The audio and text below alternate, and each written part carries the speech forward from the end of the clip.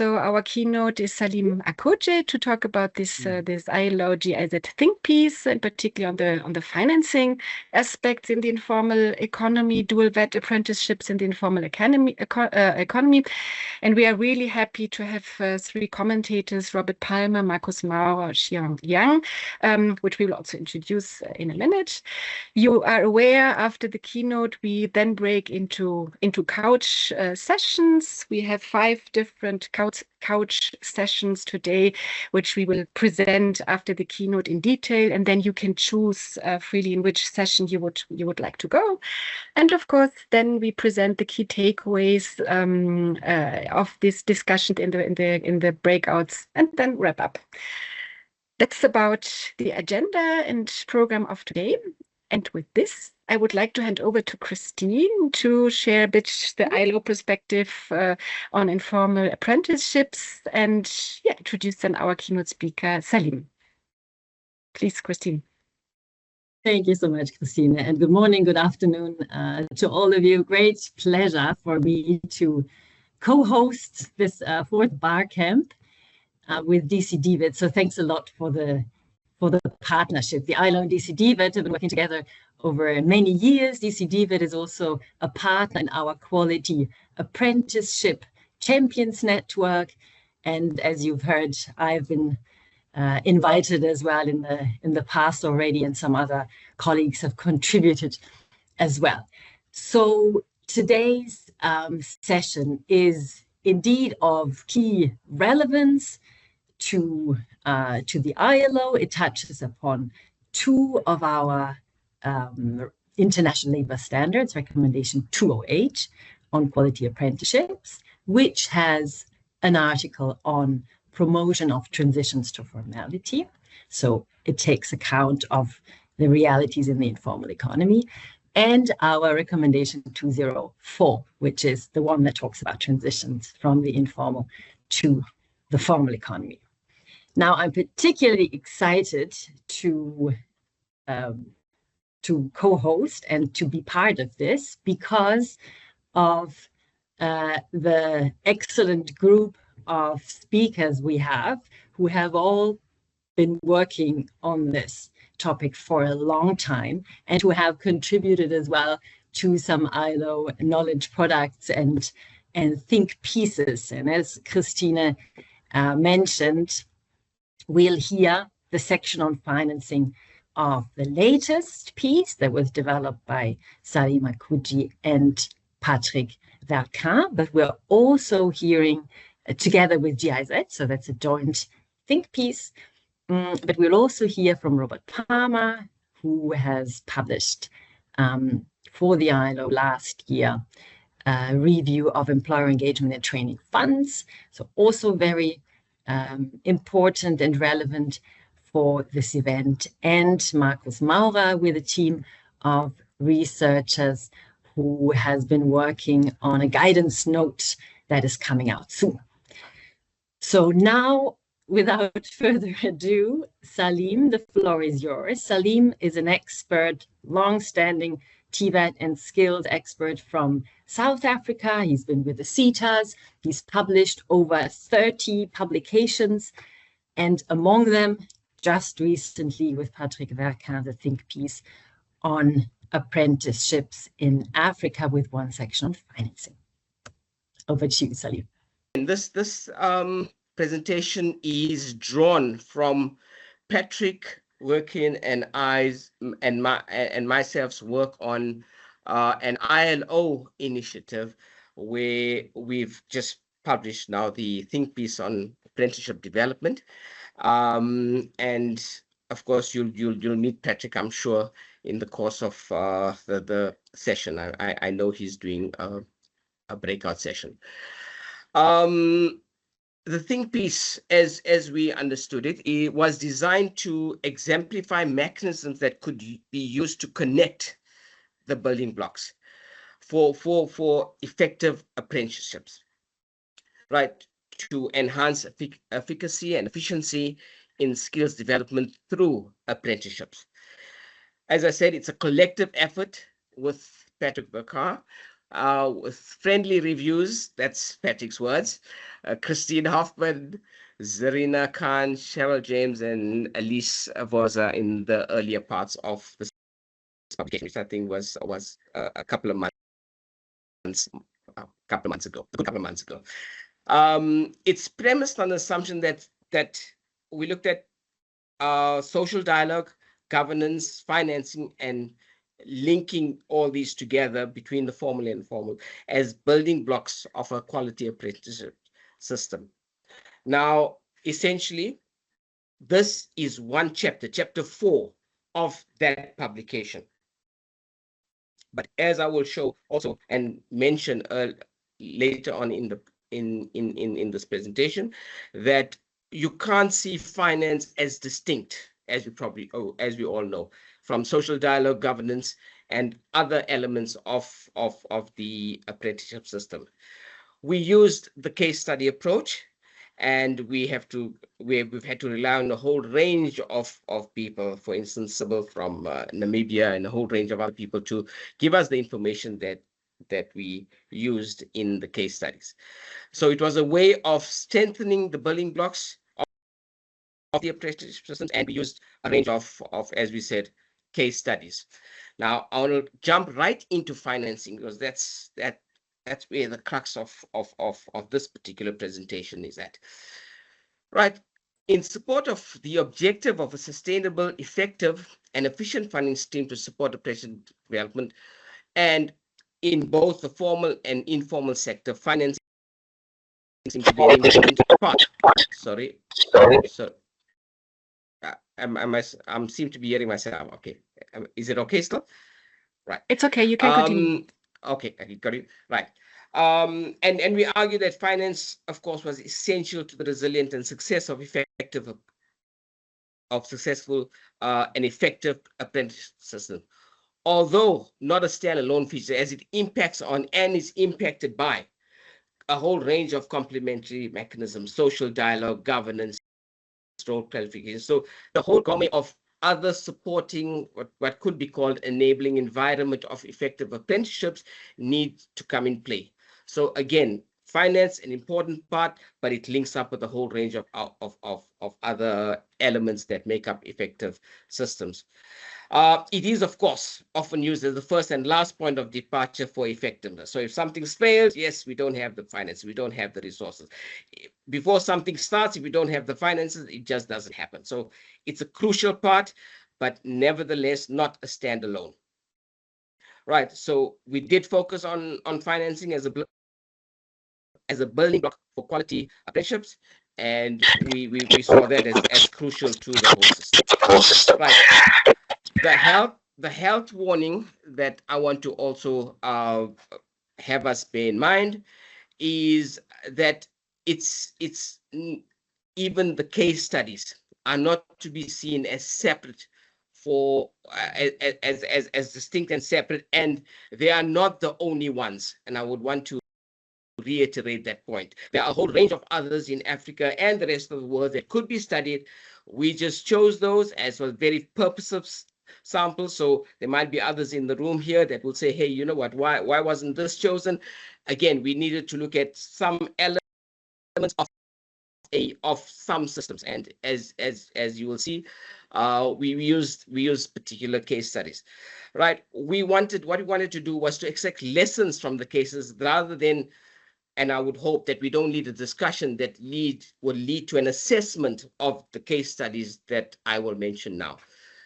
But we do think that they offer an interesting way to revitalize funding systems for apprenticeship that gives space for alternative funding modalities, especially in the informal economy, in a novel and exciting manner. Probably different in the formal apprenticeship system dominated by supply side funding bias. Now, if you've been working in Africa and you've been working in TVET long enough, there has been a supply side bias, and whenever governments think about funding, that's where they go to the formal TVET sector. Now, the issue of formal and informal we can discuss at length and ad nauseum, but the reality is that informal informal economy has become the mainstream economy. I think the issue of the issue is now of what is mainstream and what is not. And because it's mainstream, I think it's I think pertinent that we are discussing it and we give much more attention to it. Please help me with the time. So I've actually lost time. So please, Christine, you just guide me along. Our point of departure. Okay, thanks. Our point of departure is the ILO's building block 4, which refers to shared and equitable funding, and the importance of equitable funding arrangements, as we know in the ILO Quality Apprenticeship Toolkit of 2017. The rationale for the shared cost structure is understanding that quality apprenticeship generates benefits for the public authorities, employees, and for apprentices themselves, and that therefore costs should be shared. Sharing costs ensures that responsibility for success is shared and the involvement of all parties is secured. We know about recommendation 208, which specifies that apprenticeship should be remunerated or otherwise financially compensated.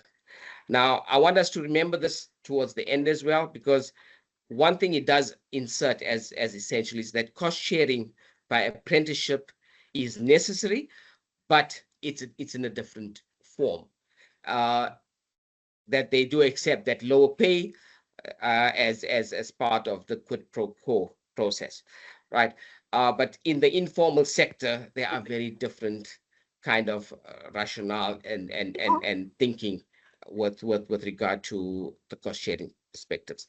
Part of the funding challenge, as we argue in the African context, is the considerable dependence on donor-based initiatives. Some we have often found sometimes, if not often, simply not sustainable. So we looked at 2 case studies: Cote d'Ivoire, with its subsidized dual apprenticeship, which of course raises the issue of cost and affordability, which I'll go into detail in a moment, and Ghana with whatever is called, and I think it's still ongoing, the TVET voucher project, which of course would obviously raise red flags.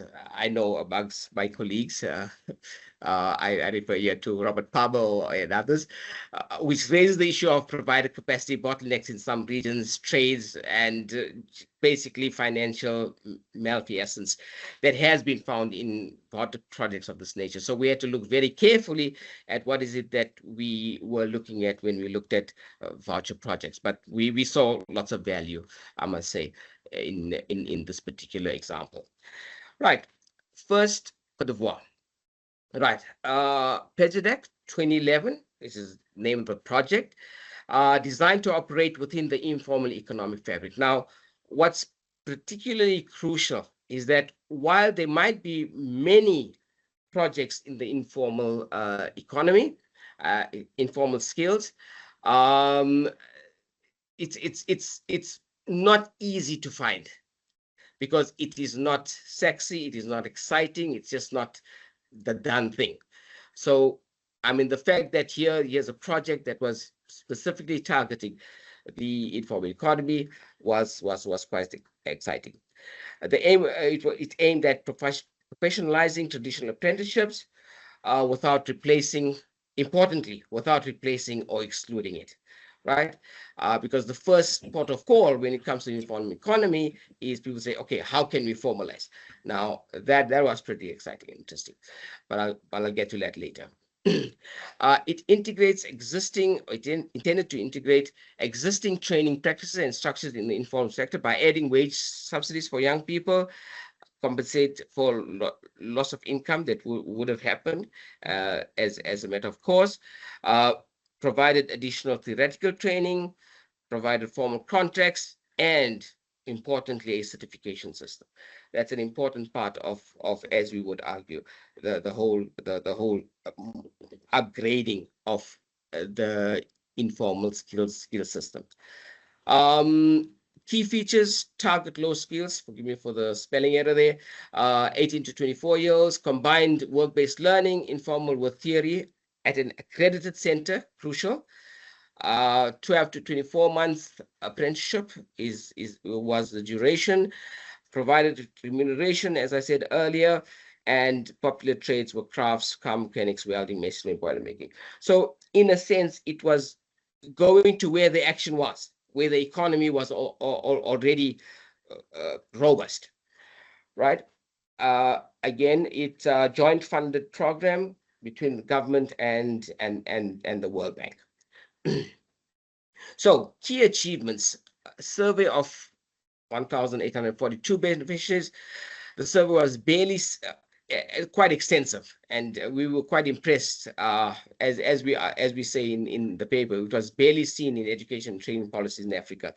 Massive increase as a result of this in access to formal apprenticeships, with an increase of 71% compared to the control group. I'm talking there about employment. Net effect about 0.75 additional apprenticeship places created per subsidized apprenticeship, which reflects a dynamic of real job creation and not a simple displacement of apprenticeships from the traditional to the formal apprenticeship system. So some real impacts, some important results from this initiative. Effects on the medium-term income of participants in the program are remarkable. 4 years after the start of the program, the beneficiaries receive an average of 15% more income than the control group, which was quite impressive. They also occupied positions involving more complex tasks, so often non-routine, indicating that there was a significant increase in skills and skills use. Of course, there were challenges to be named. There was an increased absenteeism. Palmer's wrote about that, and we'll hear from him later on. And of course, the prohibitive cost of such an initiative. Now, let me just quickly deal with the prohibitive costs. Dealing both in TVET is not cheap, right? It's going to be prohibitive. But given the fact that the informal economy, informal skills development has been organic, right? There's been absolutely no cost to government of that sector being so robust, means that, yes, if we want to move it up the value chain, we're gonna have to spend more money. So yes, you can argue that it is prohibitive, but not, I think we just have to evaluate the prohibitiveness, if I can use the word, of the cost of not doing this as compared to doing it, right? Do we not want to deal with a sector that has more than 80% of our people employed? Then we can say, okay, fine, it's prohibited. But not doing it is, I think, less than ingenious. Right, why we think this program succeeds? It's an innovative response to limitations of the traditional apprenticeship system. I prefer the use of the word traditional rather than informal, because it seems a bit more wishy-washy, but traditional seems to be a bit more organic in a sense. It shows that a targeted policy combining financial support, public-private partnerships, and structured support can sustainably transform access to employment for young people, including in economic environments dominated by the informal economy. Right. It removes both the financial obstacles weighing on young people, enterprises, and removes the lack of incentives for companies to train in transferable skills. Right. We know that there's a fear of poaching. This kind of initiative kind of gives some companies some degree of confidence to say, okay, fine, you know what, if I do train, yes, people will be moving to other places, but at least it's not as costly and doesn't show on the bottom line as much as it needs to. All right, firms can afford to provide private training. Productivity growth led to increased outcomes. Led to increased incomes.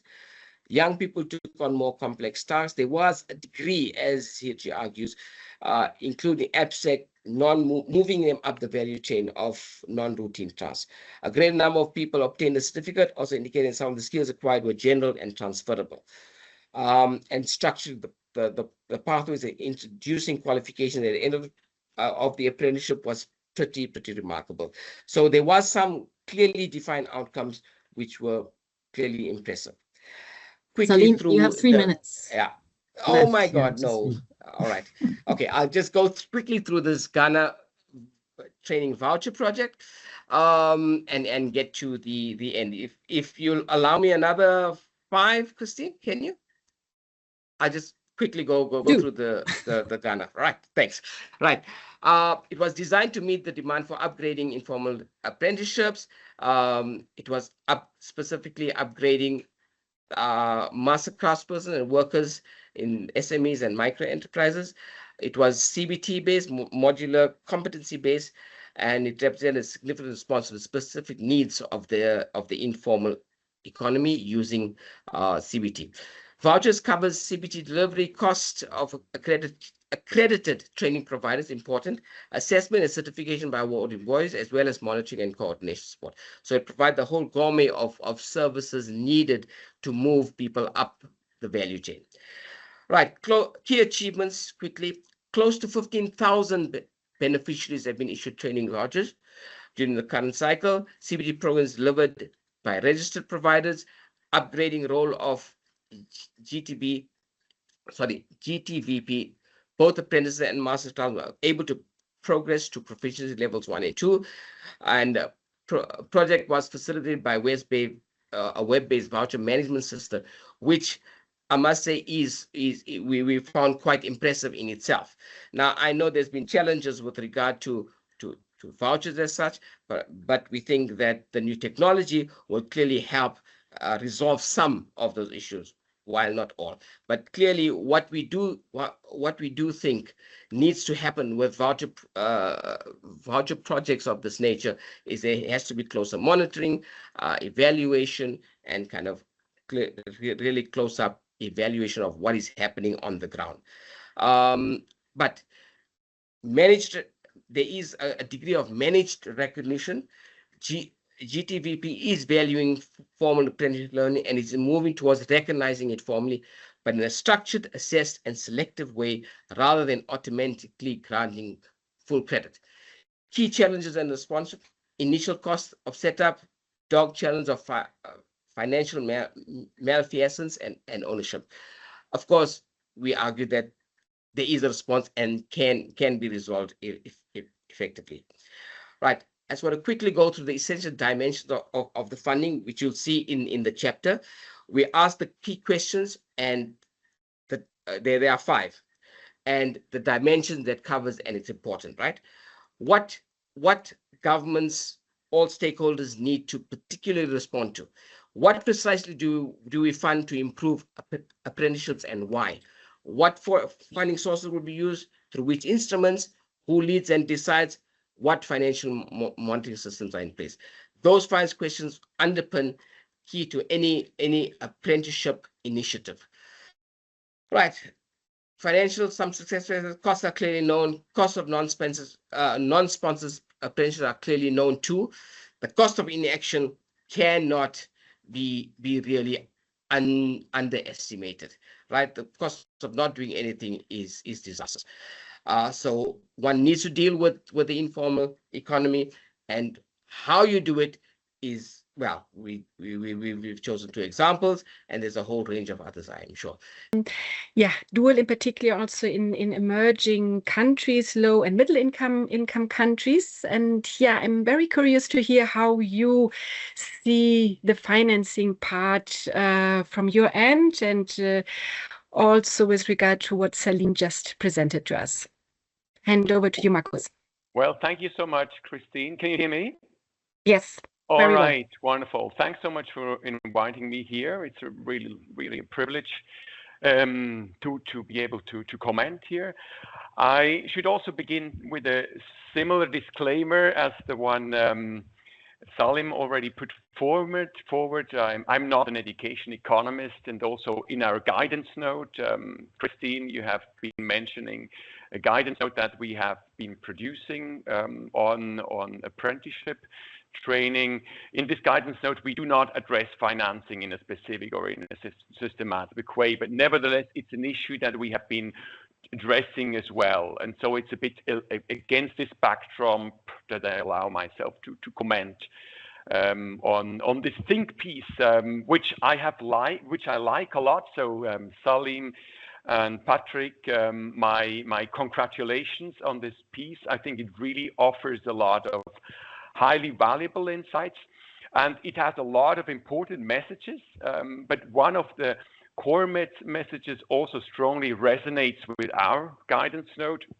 Apprenticeship design must be anchored in the highly diverse realities of sectors, enterprises, and education and training systems. And this requires, and I think that's what you show, and that's also what we will be trying to show in our guidance note, this requires careful analysis rather than the application of standard models. And Salim has also emphasized just now in his presentation that financing issue is not a standalone issue, but it's not distinct, but it's tightly, it's very much intertwined with virtually all other dimensions of apprenticeships.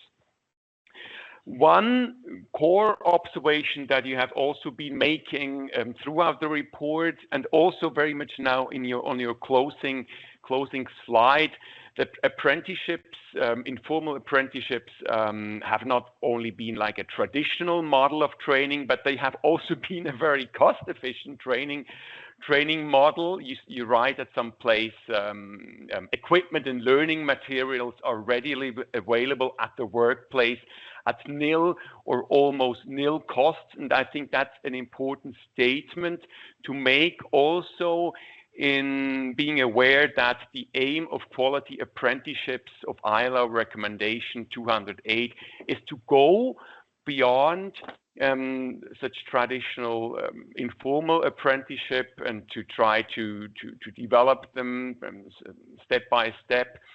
But this also makes us aware of the fact that all these different dimensions of quality apprenticeships, be it off-the-job training, the development of curricula, of assessment, but also regulation that comes with that, all of this inevitably generates additional direct and indirect costs. So in view of financial constraints that we are aware of in most contexts, I think prioritization is unavoidable also in view of financing. And I think here the report provides an interesting and very relevant hint. It emphasizes the importance of recognition and assessment, which require dedicated resources. So your point is here, there may be other elements of quality apprenticeships that are important, which are resource intensive, but recognition and assessment is definitely one element of apprenticeships, of quality apprenticeships, that needs particular attention also from a financing perspective. One additional message that you have provided us with is that there are multiple funding sources needed in very many contexts. So that it's not about building up one single pot, but it's about accessing different sources of financing. And of course, that's something we already know from different contexts, including I'm sitting here in Zurich in Switzerland. This is a reality here as well. I mean, VET, vocational education and training, apprenticeships have like different dimensions and different structures, and all of these are being financed in the case of Switzerland as well through different kind of financing budgets, including the one in the case of Switzerland recently also from migration budgets. To end with, if I don't know, Christine, do I have another minute or 2 minutes? Half a minute. Half a minute. Okay. Stakeholder incentives must remain central. I think that's absolutely core. That's something which you have also emphasized. So employers engage financially also if they benefit from it. One message from my side is also, if we with apprenticeships have focus very much on social policy objectives, then public financing remains essential. I think that's also one of the points Salim has made in the end. And also we must be aware of the hidden costs of regulations.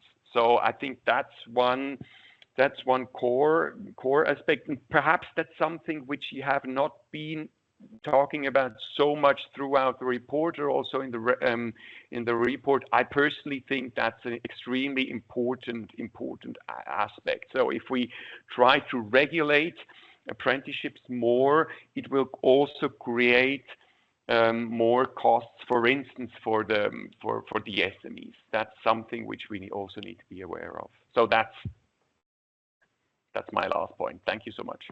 And good morning, Xiaoyan. It is indeed still very early morning, so thanks for your commitment to join us in this webinar and this BarCamp. So Xiaoyan is from the World Bank, and as you've heard, one of the examples Salim was giving was from a World Bank funded and supported a project in Cote d'Ivoire. So Xiaoyan is the lead education and TVET specialist of the World Bank, and hence does not only work in Africa, but has considerable experience in countries in Africa as well, and will provide some global views as well from the World Bank, a big player in the field of financing, and in more recent years, more so also in the informal economy. So over to you, Xiaoyan. Thanks again. Thank you very much, Christine and colleagues. Hope you can hear me. Yes. Yeah. I was a bit late in signing in to the conference. I think time was a bit mixed up. Apologies. But I did catch the second half of the presentation by Salim. Really appreciate it. Thank you very much, Salim, for a very nice think piece and very thoughtful. I have to say that the World Bank operates in different verticals. I'm from the education group, and we tend to work more with the formal training and the formal education system. But we do have another vertical, colleagues that work on social protection, that tends to deal with more apprenticeships. But over the last few months, we are talking a lot more about integrated approach, the whole World Bank. Thus, actually, we are reflecting a lot more about non-formal training and apprenticeship. So your piece is really timely. And I have to say that very many strong points from the think piece. Number one is that it really recognize, especially for Africa, informal apprenticeship indeed is a dominant form of training, because we do have more than about 80%, at least, percent of the labor force are in the informal sector. And perhaps, I think the last I remember, the number is about 15% of the workforce only is engaged in the formal wage employment sector. So I think it's important to recognize that. And we tend to forget, especially I think from the education group in the World Bank, we tend to focus a lot more on the formal training. So I very much appreciate.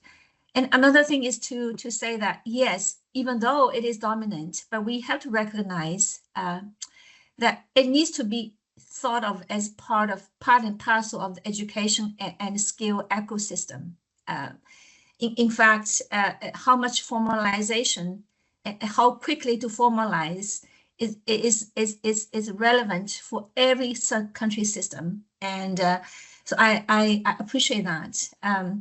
Another thing is to focus on the not just the design of informal training, but also the incentives on the institutions who delivers, who has incentive to deliver. It's an important point. But I want to quickly actually offer a few points for reflection, especially as we think about informal apprenticeship for Africa, for the youth. We know we have, I think it's about 1 billion youth coming of age and looking for jobs. And the thing with informal apprenticeship is that, yes, of course, they do get jobs, most of them, depending how you define jobs. but we have to look at the quality of their jobs and the growth aspect of the jobs. Africa is a continent where the basic education, the foundational learning, in fact, we use the number learning poverty. We tend to say 80% of the graduates from basic education still are classified as learning poor, meaning that not able to read or comprehend a very basic text when they're 14 years old, or when they're 10 years old, when they reach 4th grade. So it's important to bear that in mind, that informal apprenticeship, while they work, give them temporary jobs, they tend to be not very good quality jobs. And these youth have very little prospect to grow into their jobs. So I think it's important to recognize that formalization may be costly, may be a long-term agenda, but it needs to be on the agenda. And even though we cannot do it right away, very quickly, but I think it's important to build in the think piece, some kind of bridging, and maybe a pilot, maybe, as you say, that an opportunistic way to add to what is already existing and identify some specific pieces. As you mentioned, Salim, it's important to sort of give that more prominence, that formalization is important for quality of jobs, for growth of those youth. Another point is that one of the limitations about informal apprenticeship, I don't know if it's emphasized in the think piece, is that the limited jobs. If we don't have the demand side, if we don't have the job demand and sufficient number of small medium enterprises that can offer such informal apprenticeships, it's really its value is quite limited in informal apprenticeship, because we've seen other systems, even under the formal education training system, but if you have the right incentives, you can design informal training for youth, for NEET, through the formal education system, which actually can provide, can link with them with better quality jobs, and can sort of bring them back into the education training system. So to think about is the demand side, and how do we overcome the challenge of the not having enough jobs, not have enough SMEs, and not have enough opportunities even for informal apprenticeship. And then finally is about financing. I know we have a breakout session to talk about resilient financing. That is for us, we look at both how much funding is available, how we mobilize non-governmental sources. That means from the industries, from the employers, but also from the social organizations, from all parts of the society. But it's also important to think about how we use the money to maximize impact. I'm talking more about how do we use results-based financing, even for informal apprenticeships, focusing on results such as coverage, but also quality of apprenticeships, results or employment job outcomes of such apprenticeships. So finally, I just want to quickly conclude that I think it's important to focus on quality for informal apprenticeships, inclusion, and better jobs over time. These are important challenges. We hope to discuss more in the breakout session. I'll stop here. Over to you, Christine. Last but not least, there is Robert Palmer, PhD from Edinburgh University, and really long-standing experience, I think over 20 years of Tibet experiences, different research analysis to be done, focusing on Tibet in the informal economy, but also financing of informal apprenticeship. So I think a big source also for us to hear your comments on this topic on financing. So Robert, please let us know what you think about all that. Thanks very much, and good to be here. So the think piece obviously encourages policy learning from case studies, and I'd like to build on that in my remarks. Obviously, this whole discussion around financing TVET and informal economies is very important, but it's not a new one. It's important to recognize that. I mean, in fact, the discussion is about 50 years old, right? And it's still going strong. You know, very soon after the formal acknowledgement of there actually being an informal sector in the early 1970s, there was program after program, particularly from the 1980s onwards, trying to support and upgrade informal apprenticeships by making them more structured. And of course, these included financing approaches. So I'd like to, in the spirit of the think piece and using case studies, rapidly go through sort of 10 lessons learned from past experiences of financing dual vet and informal economies. And as a starting point, you know, take that as has been said by Shoyan, I think Marcus as well, informal apprenticeship training is the dominant mode of skills training in many countries in sub-Saharan Africa and South Asia. It's already at scale. It's already sustainable. The challenge, of course, and why we're here is that there's a lot of deficits in that model in terms of access, quality, and relevance, right? So, I mean, in terms of taking that as a starting point, the first lesson is to really fully understand what you already have, right? What does the current market look like? Who finances what? And what deficits exist? When you ignore who already pays, you risk unintended effects. You risk crowding out financing which is already there, right? The governments, in most cases, cannot pay the full cost of replacing what funding already exists, right? So don't crowd out what already exists. Try and complement it. Lesson 2 is to match the binding constraint you've identified with the appropriate financing mechanism. Okay, so whether it's to do with entry or retention, or whether it's to do with quality, opportunity costs, there's different financing tools for different types of issues faced in a particular context. Lesson 3, tons and tons and tons and tons of donor projects over the last decades on this topic, right? Unfortunately, and frankly, they rarely change the system, right? Without there being a domestic financing pathway. In most cases, there aren't domestic financing pathways which are built into these projects. So, you know, you have 2 to 4 year interventions, which is the typical duration of donor-funded interventions, and then these things fade away, they get forgotten about, and then the next one comes along, right? So lesson 4, is often in these approaches that there's been an underfunding of workplace components. Lesson 5, vouchers are the common mechanism, common instrument which is used, and these can strengthen accountability, but only if there's administration and verification mechanism which are strong. They can encourage competition, but only if there's real choice of providers.